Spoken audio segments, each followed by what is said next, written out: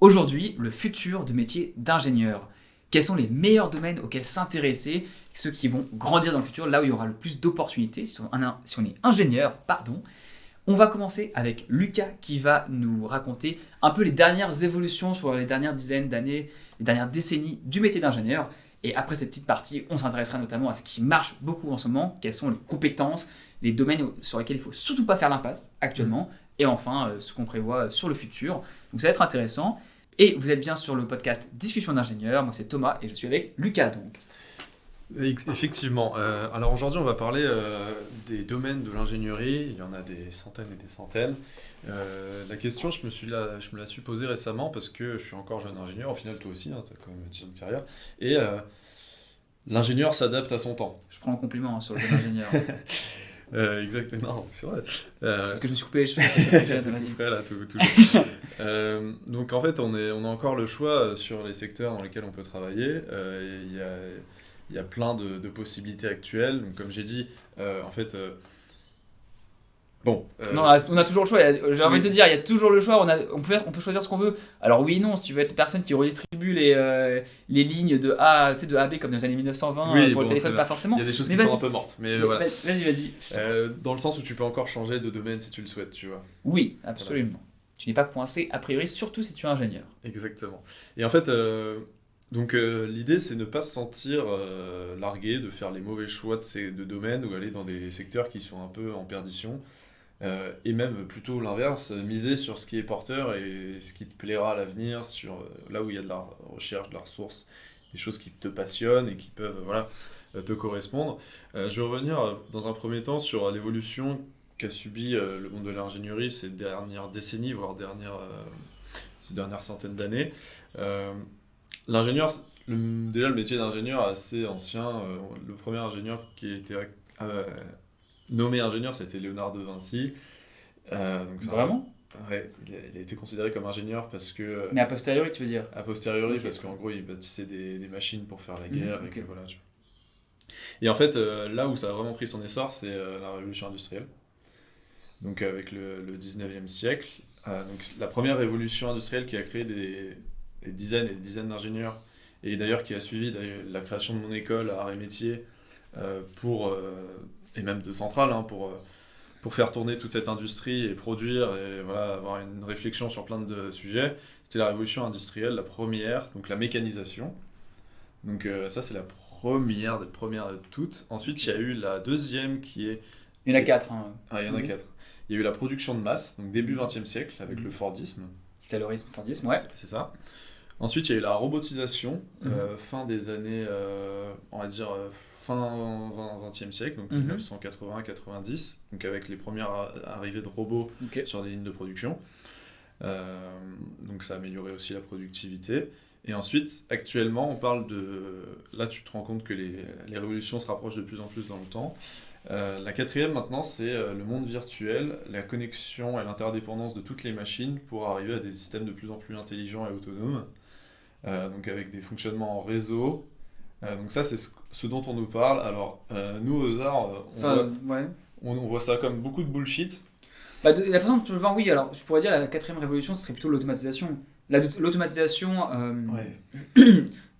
informatique. Ouais, je vois ce que tu veux dire. La robotique, c'est l'automatisation manuelle un peu, et l'automatisation informatique, c'est... Si, c'est en train d'arriver, mais par contre, dire que c'est de plus en plus autonome, c'est pas vrai actuellement encore. Ouais. Du tout même. Voilà. Mais je dirais que c'est le mot autonome, c'est quand même en train de se passer. Ouais, c'est en train de se passer, c'est pas encore fait, hein, c'est en cours. Et en fait, l'ingénieur s'est adapté à toutes ces révolutions, très bien. Qu'est-ce qui va se passer ensuite par la suite ? On peut pas le savoir, mais en tout cas, il y a des choses qu'on peut sentir et là où on peut miser. Typiquement, il y a des secteurs qui commencent un peu à péricliter, d'autres qui émergent. Je vais te donner un exemple. L'impression 3D a mis un peu à mal certains domaines comme la fonderie. Typiquement, pour faire des modèles en fonderie, on osait utiliser un ébéniste ou quelqu'un qui faisait des modèles en bois. Maintenant, tout est imprimé en 3D pour faire des modèles pour, par exemple, la fonderie avec des sables et des cires perdues, tout ça. Donc, l'impression 3D, si on est ingénieur et qu'on mise sur le bois pour la fonderie et qu'on oublie on passe complètement à côté de l'impression 3D, c'est dommage. C'est là où je veux en venir dans ce podcast, c'est se tenir au courant quand on est ingénieur, c'est important. Où est-ce qu'on va, où est-ce qu'on mise. Une fois qu'on sait que l'ingénieur a évolué énormément, comment toi tu te situes, où est-ce que tu as voulu commencer ta carrière, où est-ce que tu t'es dit là j'ai envie d'aller, est-ce que ça a été par passion, pour les salaires, là où tu te plaisais le plus. Comment on détermine tout ça, comment on se tient au courant des domaines industriels, est-ce que forcément l'industrie c'est fait pour plaire. Le conseil, c'est quelque chose qui est assez ancien aussi.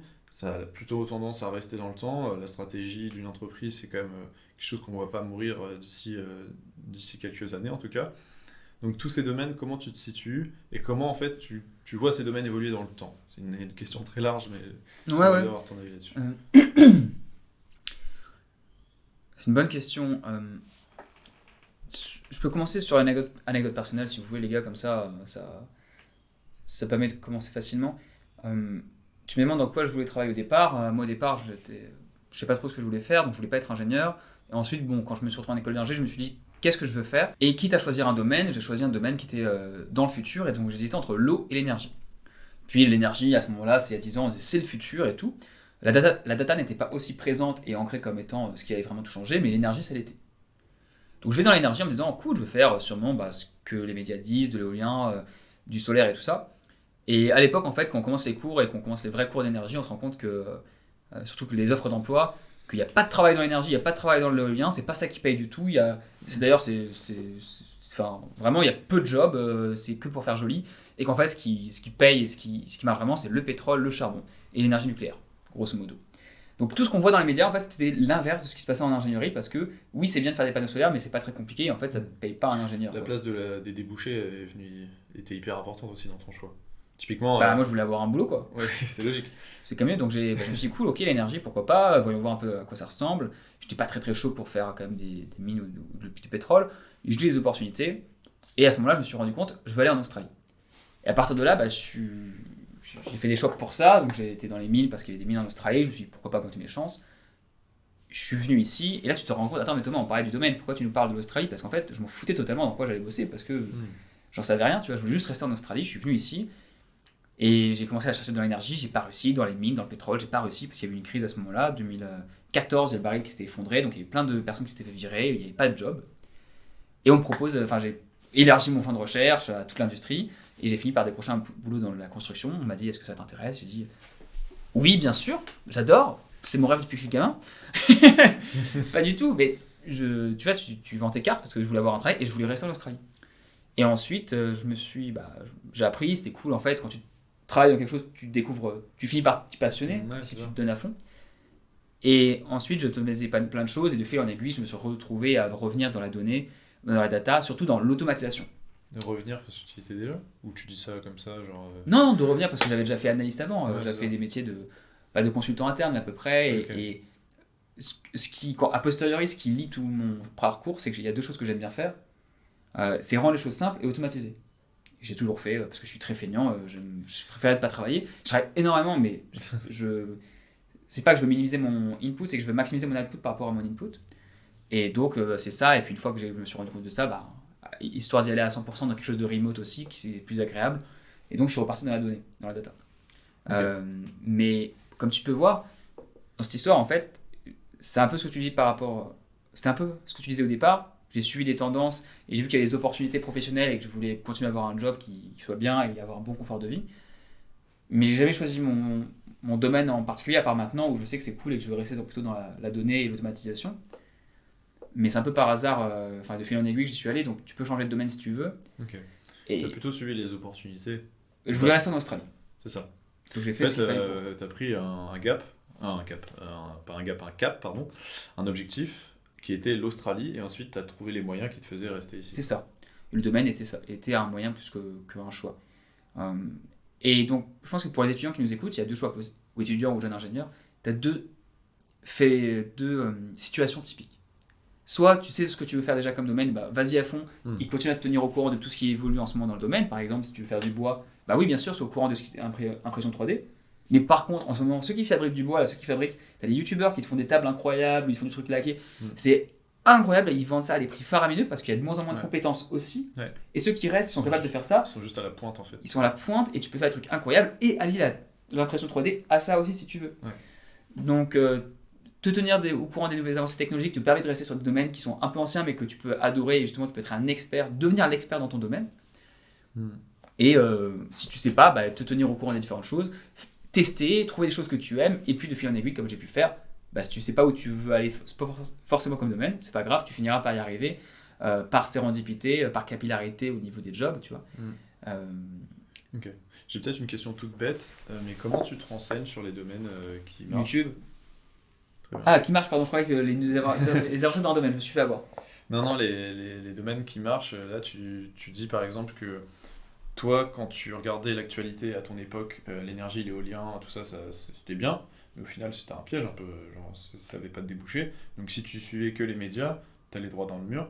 Donc comment tu t'es renseigné vraiment ensuite pour savoir où aller? Typiquement, En ce moment, ce qui marche vraiment, c'est tout ce qui est tech. Pour faire très très simple. Et ça va sûrement continuer parce qu'en fait, il y a un énorme gap à ce niveau-là où tu peux automatiser plein de choses. C'est-à-dire que ce qui marche maintenant, c'est ce qui déjà existait il y a 10-20 ans, mais était au début. Et là, l'automatisation, bah, tout ce qui est réseaux neuronaux, la théorie existe depuis 90-2000. Hein. Mais on n'a pas eu la puissance de calcul pour la faire avant maintenant. Ce qui existe théoriquement depuis longtemps, c'est tout ce qui est intelligence artificielle sur l'art, par exemple. Le concept existait avant. Maintenant, c'est en ce moment que c'est en train de se passer. Et donc, ça va sûrement toute cette automatisation va se passer pendant les 10 prochaines années, 10 à 15 prochaines années. Donc, commencer dans la tech, c'est pas du tout un mauvais. Ouais, mais là, tu réponds à ma question, mais moi, ma question était plus large, Ouais. qui est comment se renseigner, comment savoir que l'IA c'est bien, comment savoir que la tech c'est bien, c'est quoi tes témoins? C'est la discussion avec tes potes? C'est voir Non, la place de ces industries en bourse, je sais pas. T'as des sondages réguliers qui sont faits sur les meilleurs jobs, les jobs les plus recherchés, les jobs où il y a le plus d'offres d'emploi. Les grandes entreprises, les RH notamment font aussi des articles sur le sujet. Un blog, par exemple, classique, c'est t'as LinkedIn qui a un blog spécialisé sur le recrutement. J'ai 2-3 blogs que je regarde tous les 6-9 mois sur l'évolution du recrutement en France, en Australie, les métiers qui vont recruter dans les 5 à 10 prochaines années. Tu as des gens qui font ce type de sondage qui sont payés pour faire ce type d'analyse. Donc tu commences par ça. Et ensuite, s'il y a quelque chose qui te plaît, tu vas sur YouTube, tu vas googler les informations que tu veux. Tu regardes les témoignages et tu recoupes les choses et tu fais ton raisonnement. C'est intéressant parce qu'en fait, là, actuellement, Big Tech, IA, même des choses comme Metaverse, des choses, on en entend parler. On est, Metaverse, on entend parler, mais non, c'est pas ça. Metaverse, j'irais pas dire, mais ce qui marche actuellement, c'est tech et IA.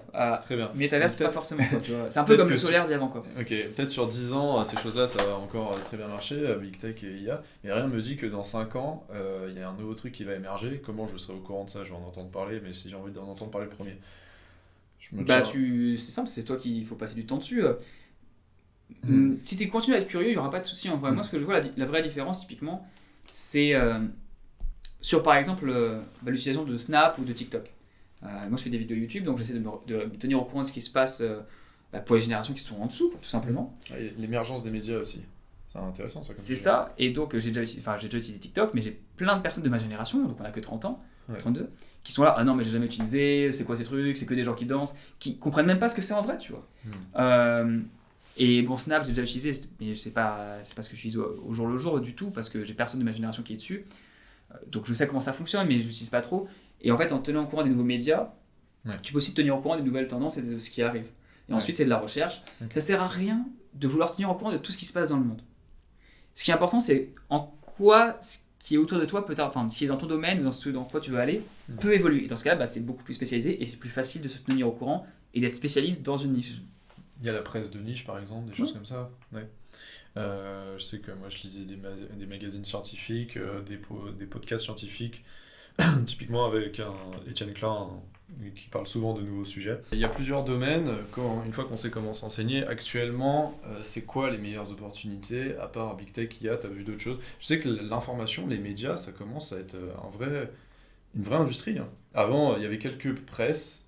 Typiquement, on revient à 70 ans en arrière en France. Années 50, on avait la presse française, l'information, les médias, ça restait un peu limite le journal télé et tout. Maintenant, on a tous les réseaux sociaux, on a énormément de presse écrite, on a des magazines de partout, donc le milieu de l'information est partout. Il y a des ingénieurs qui se mettent dans ces domaines-là.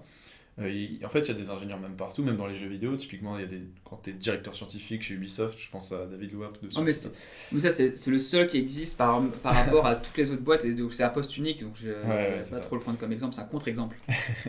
Et en fait, il y a plein d'émergences de domaines comme ça. L'informatique reste actuellement une grosse part, en tout cas dans le monde de l'ingénierie. Si on doit maintenant parler des formations que tu recommanderais pour un jeune ingénieur maintenant, ne pas mettre à côté de sa formation l'informatique par exemple. Oui, parce que c'est ce qui te permet d'être efficace. Donc si tu connais pas la tech et que tu n'es pas bon techniquement, tu ne seras pas efficace et donc tu seras derrière les gens de ta génération. Très bien. Ensuite, pour le domaine, ça dépend vraiment de ce que tu aimes. Et si tu veux des domaines qui vont recruter dans le futur, les armes, l'énergie, tout ce qui est pétrole et charbon, ça va encore vachement. Tu me fais peur de commencer par les armes. La tech, mais non, mais c'est vrai. Ça va, bien entendu que s'il va y avoir de plus en plus de conflits, des conflits vont être de plus en plus intenses. On le voit, de penser que la guerre n'existe pas, derrière tu as l'Ukraine qui arrive, tu as Taïwan où ça va être extrêmement serré, tendu dans les prochaines années, voire décennies selon ce qui se passe. Tu as toujours la Corée du Nord. Tu vas avoir une pression de plus en même en interne. Les armes, c'est toujours un endroit où il y a eu beaucoup d'argent. Le pétrole, le charbon, la tech, intelligence artificielle. Et ce qui rapporte tout ce qui est casino, jeu d'argent, parce que forcément, que tu peux faire voilà, après, les business classiques, il va toujours rien avoir aussi, hein, l'immobilier, les besoins primaires, se loger. Tu reviens aux besoins de base, c'est le pain et les jeux, quoi, et ce qui est nécessaire. Donc il y a plein de choses qui sont cool. Ce qui compte vraiment, en fait, c'est qu'est-ce qui t'attire toi. Parce que peu importe ce qui va marcher, si ça t'attire pas, ça sert pas à grand-chose, quoi. Tu recommanderais un jeune étudiant ingénieur parmi tous les secteurs qui marchent, aller d'abord évidemment à celui qui te plaît, mais c'est pas évident parfois. Typiquement, quand je sais qu'il y a Big Tech et IA qui marchent et que je suis pas fan de faire du code et rester derrière mon bureau H24, je dois aller chercher un petit peu ailleurs ou des choses en lien avec ça. Et c'est pas évident en fait de trouver. Si c'est rien qui te plaît, tu prends un sujet au hasard. C'est simple, tu prends les 15 sujets justement, des 15 domaines, tu les classes. Si tu sais pas les classer du meilleur au dernier, tu fais quelle est celui que. Si j'avais vraiment qu'une seule option, ce serait laquelle, que deux options, laquelle, etc. Tu fais la liste des top 3 et tu vas parler avec des ingénieurs dans ce secteur-là. Tu leur demandes s'il y a des choses qu'ils font qui pourraient dire un peu leur jour le jour. Tu vas voir des vidéos de gens qui font ça au jour le jour. C'est de voir des projets actuels de ce qui se passe à la cutting edge technologie via des blogs spécialisés ou autres. Tu te dis est-ce que je peux pas faire un petit truc et tu vois. Et soit ça te plaît pas, tu sais que tu ne pourras jamais faire ça ta vie, soit ça te plaît potentiellement et là tu as trouvé un truc. Ouais. Moi je pense que t'es ingénieur, tu fais l'itération. Ouais, c'est ça. Une manière de tester, c'est aussi les stages. Oui, bien sûr. Et bien faire des césures. Mais t'as pas besoin d'attendre les stages. Ouais. En une semaine, tu peux tester un domaine. Ouais, tu contactes. C'est simple. Là, regarde, il te reste 2 heures. En 2 heures, tu peux contacter 30 personnes sur LinkedIn. Sur les 30 personnes, tu fais un bon message. Même si vraiment ton message il est pourri, tu auras bien 3 à 6 réponses. Parmi ceux-là, tu auras peut-être un coup de fil. Tu fais un coup de fil. Ensuite, tu lis la presse spécialisée. Tu regardes tu fais demain 2 heures sur YouTube et sur la presse spécialisée. Tu regardes les nouveaux projets. Tu dis, je vais faire un benchmark de ce qui existe dans tel truc. Tu le fais dans 4 jours et ensuite déjà tu as un peu une idée, tu vas contacter, tu peux vraiment avancer si tu veux savoir, tu fais quoi. Ouais. Vraiment, ouais, c'est un bon conseil ça. Et en fait, avec les appels, avec les personnes qui vont te décrire un peu leur boulot, leur quotidien, tu vas te rendre compte petit à petit de si c'est fait pour toi ou pas. Et en fait, tout repose sur tes appétences de base à si ton taf te correspond ou pas. Typiquement, toi, être derrière un ordinateur là, toute la journée, ça te dérange pas? Non, mais pas du tout. Non. Ouais, voilà. Mais j'ai commencé pas comme ça. Ouais. T'étais plutôt opérationnel sur le terrain au début un peu, à moitié, ouais. Ok. Très bien. Donc, s'il y a des secteurs à ne pas négliger, on pourra juste dire l'informatique actuellement. C'est les outils informatiques, il faut être au taquet. Parce que sinon, tu seras derrière les autres ingénieurs qui seront au taquet. Ok. Et ensuite, mais c'est plus des compétences, tu vois. Ouais. Ok. Très bien pour ça. Là, si on doit passer maintenant à la troisième partie, une fois qu'on a vu un peu notre futur proche, on sait que l'informatique aura quand même une place importante dans les prochaines années, c'est évident, que l'intelligence artificielle, la big tech, comment saisir ces opportunités, comment bien se placer, comment trouver la formation qui te plaira. Je sais typiquement que dès le bac, tu peux commencer déjà à te renseigner là-dessus.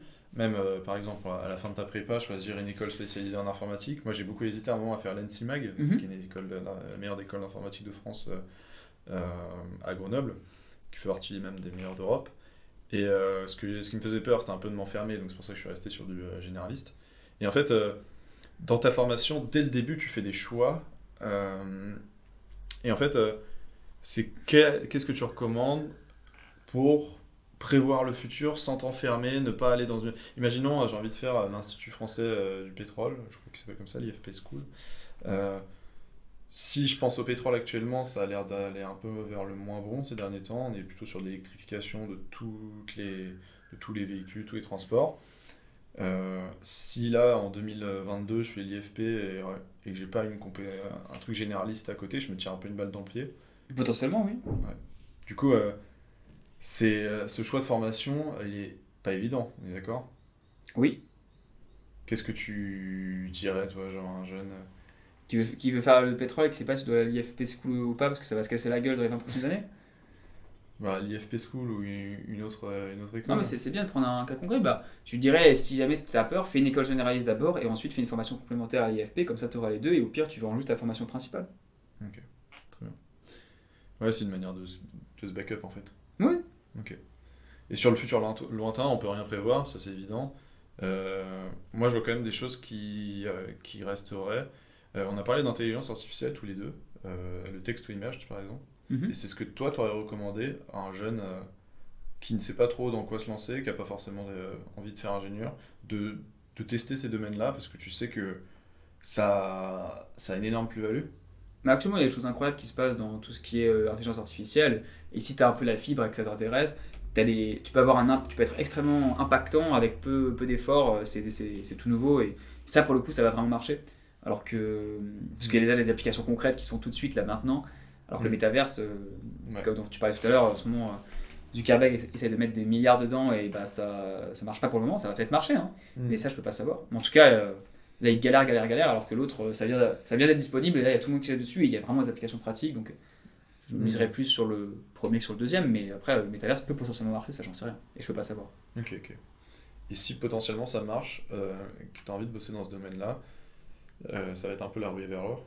T'en Les penses quoi, ingénieurs. toi? Moi je pense que la personne la plus formée là-dessus, qui a déjà pris de l'avance sur les autres et qui a déjà des bases, se fera recruter en premier par les boîtes à la pointe dans ce sujet-là. Typiquement, si Meta arrive à percer de fou avec le métaverse, et que moi je me suis renseigné sur plein de sujets de niche, que j'ai fait des MOOC en avance, des trucs que peu de gens se sont renseignés, mais voilà, j'ai commencé à lire beaucoup de bouquins dessus et que je me suis créé une passion dessus en amont. Ça peut payer au bon moment.